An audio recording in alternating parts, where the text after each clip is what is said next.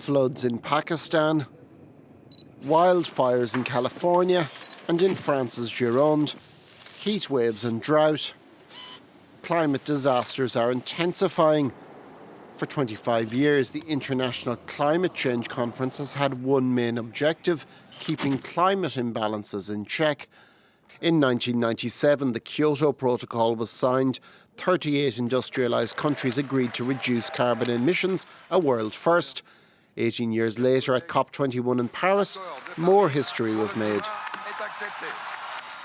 195 countries committed to limiting global warming to 1.5 degrees by the end of the century, but 7 years later the planet is already on the way to a rise of 2.8 degrees.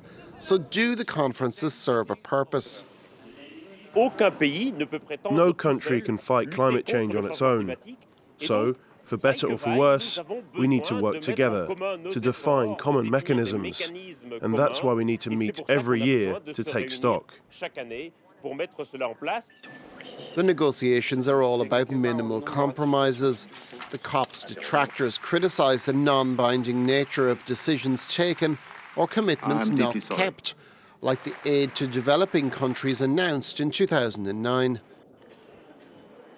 We promised them 100 billion per year to adapt. It's not even to reduce emissions, but to adapt. 15 years later, they've done nothing, barely scraped 80 billion euros.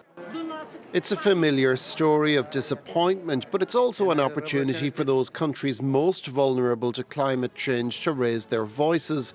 One of the issues of this year's COP is reparations for irreversible damage, but experts are also hoping that the conference will not get completely paralysed by competing issues.